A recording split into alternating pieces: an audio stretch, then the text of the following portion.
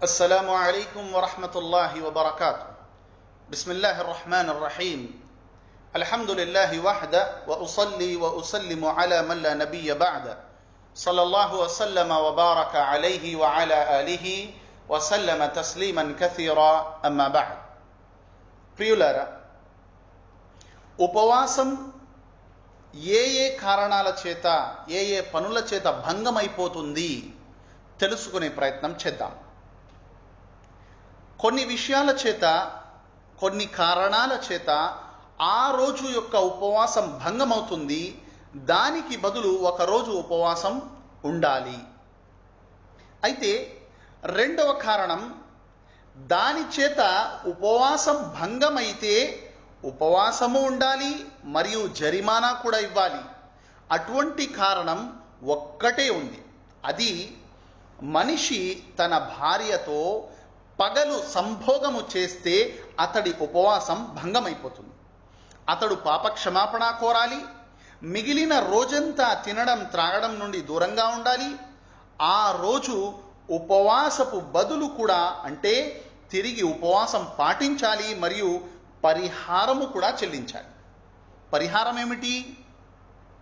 ఒక మెడను, అంటే బానిసను విడిపించాలి, లేదా రమదాన్ తరువాత 2 మాసాలు నిరంతరం ఉపవాసాలు పాటించాలి. సోదరులారా, భారీ జరిమానాను చెల్లించే ప్రయత్నమైతే చెయ్యకండి. అల్లాహ్ రాత్రిని ప్రసాదించాడు.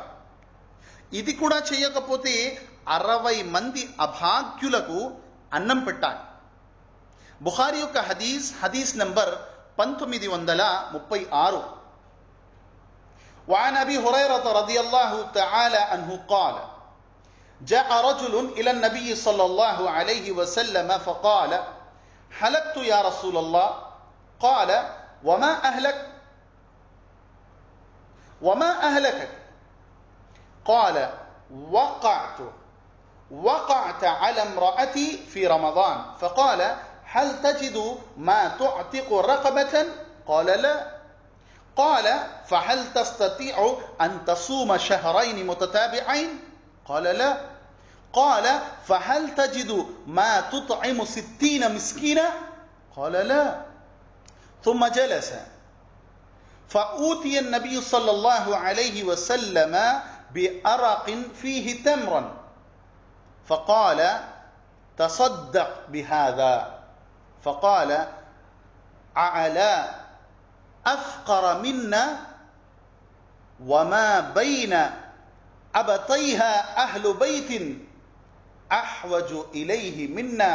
فضحك النبي صلى الله عليه وسلم حتى بدت أميابه ثم قال: اذهب فأطعمه أهلك. హజరత్ అబూ హురైరా రదియల్లాహు తఆలా అన్హు వారి కథనం. ఒక వ్యక్తి దైవ ప్రవక్త సల్లల్లాహు అలైహి వసల్లం వారి సన్నిధిలోనికి వచ్చి, దైవ ప్రవక్త సల్లల్లాహు అలైహి వసల్లం, నేను నాశనమైపోయాను అని మొత్తుకున్నాడు. ఎలా నాశనమయ్యావో చెప్పావు కాదు అని దైవ ప్రవక్త సల్లల్లాహు అలైహి వసల్లం వారు అన్నారు. ఏం చెప్పమంటారు? నేను రమదాన్లో ఉపవాస స్థితిలో ఇల్లాలితో, నా భార్యతో సంభోగించాను అని అన్నాడు. దానికి ఆయన సల్లల్లాహు అలైహి వసల్లం, ఒక మెడను, బానిసను విడిపించే తాహతు నీకుందా అని అడిగారు. లేదు అన్నాడు ఆ వ్యక్తి. పోనీ నువ్వు 2 మాసాలు నిరంతరం ఉపవాసాలు పాటించగలవా అని అడిగారు దైవ ప్రవక్త సల్లల్లాహు అలైహి వసల్లం. ఇది నా వల్ల కాదు అన్నాడు అతను. పోనీ 60 మంది అభాగ్యులకు అన్నం పెట్టే స్తోమత నీకుందా అని ప్రశ్నించారు దైవ ప్రవక్త సల్లల్లాహు అలైహి వసల్లం. లేదు అన్నాడు అతను. మరి అతను అలాగే కూర్చొని ఉన్నాడు. అంతలో దైవ ప్రవక్త ముహమ్మదు రసూలుల్లాహ్ సల్లల్లాహు అలైహి వసల్లం వారి వద్దకు ఒక తట్ట తేబడింది. అందులో ఖర్జూర పండ్లు ఉన్నాయి. సరే, వీటిని దానంగా ఇవ్వు అని చెప్పారు దైవ ప్రవక్త సల్లల్లాహు అలైహి వసల్లం. ఏమిటి, నాకన్నా అభాగ్యునికి దానం చేయమంటారా ఈ మదీనాలోని 2 పర్వత లోయల మధ్య నన్ను మించిన దరిద్రుడు ఎవడూ లేడు అని విన్నవించుకున్నాడు ఆ వ్యక్తి. ఇది విని దైవ ప్రవక్త సల్లల్లాహు అలైహి వసల్లం పెద్దగా నవ్వేశారు. ఆ సమయంలో ఆయన సల్లల్లాహు అలైహి వసల్లం దంతాలు కూడా కనిపించసాగాయి. తరువాత ఆయన సల్లల్లాహు అలైహి వసల్లం ఇలా అన్నారు, వెళ్ళి వీటిని నీ ఇంటి వారలకు తినిపించు అని అన్నా. సుదర్లారా, మగవాడు బలవంతం పెడితే గత్యంతరం లేక ఆడది రాజీ అయి ఒప్పుకుంటే ఆమెపై పరిహారము లేదు. కానీ మగవానిపై కఫారా ఉంది, పరిహారం ఉంది.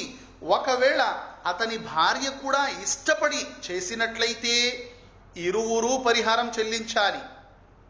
ఇప్పుడు ఉపవాసం భంగమయ్యే అంటే భంగమైన ఆ రోజు యొక్క ఉపవాసము రమదాన్ తరువాత పూర్తి చెయ్యాలి, పరిహారము చెల్లించనక్కర్లేదు.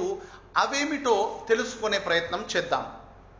ఒకటి, తెలిసి కావాలని తింటే త్రాగితే ఉపవాసము భంగమైపోతుంది.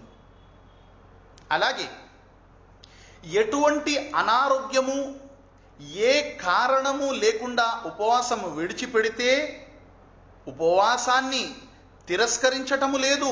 కానీ ఉపవాసము వదిలివేస్తే దైవ ప్రవక్త సల్లల్లాహు అలైహి వసల్లం వారన్నారు, ఇటువంటి వ్యక్తి సాకులు పెట్టడము అంగీకరింపబడదు, అతడు ఉపవాసము పెట్టాల్సిందే.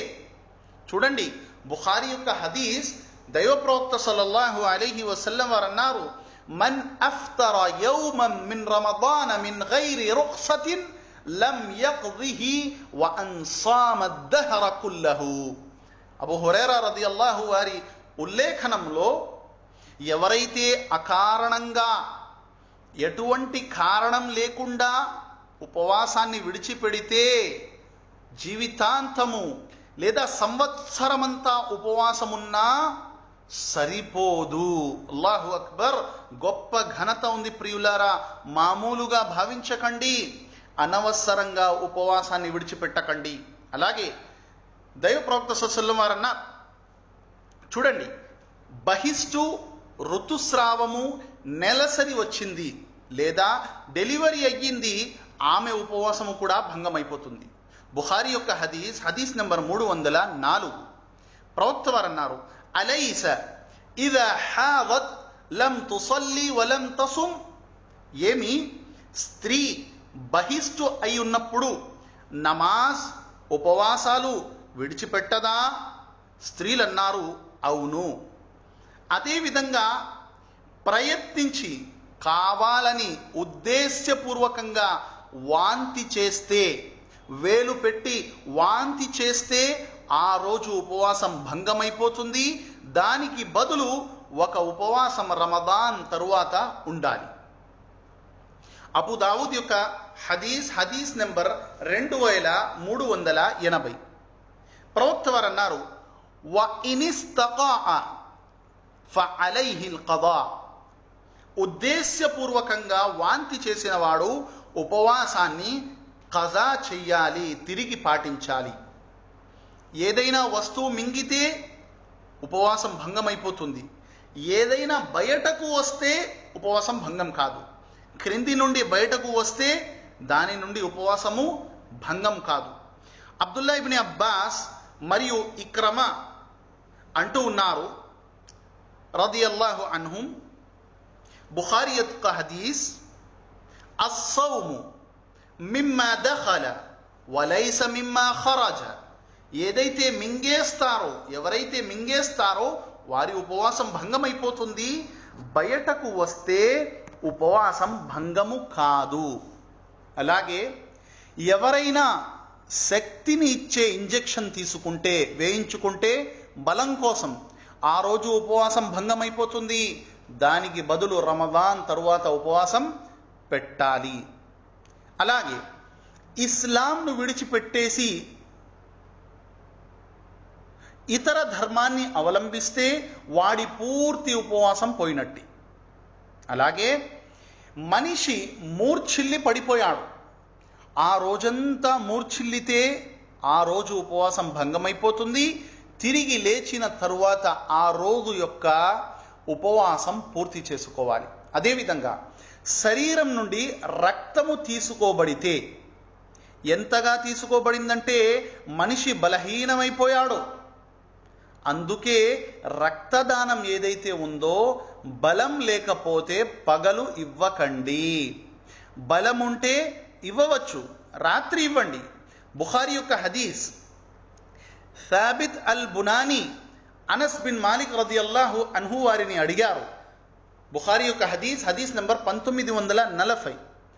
అకుంతుం తక్రహూన అల్ హిజామత లిస్సాయిమ్, ఏమి మీరు ఉపవాసికి శరీరానికి సూది పొడుచుకోవటం అయిష్టకరంగా భావిస్తారా?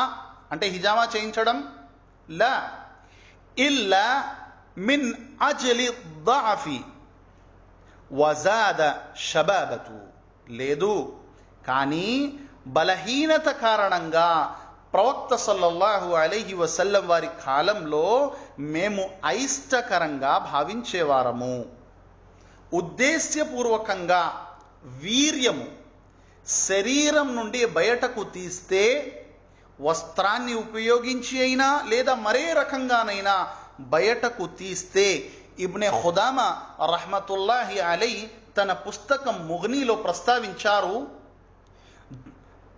జిల్ద్ నెంబర్ 3 పేజీ నెంబర్ 179లో అత్యధిక ధార్మిక పండితుల అభిప్రాయ ప్రకారం, వలౌ ఇస్తమన బియదిహి ఫకద్ ఫఅల ముహర్రమన్ వలా యఫ్సుదు సౌము ఇల్లా అన్ యున్జిల.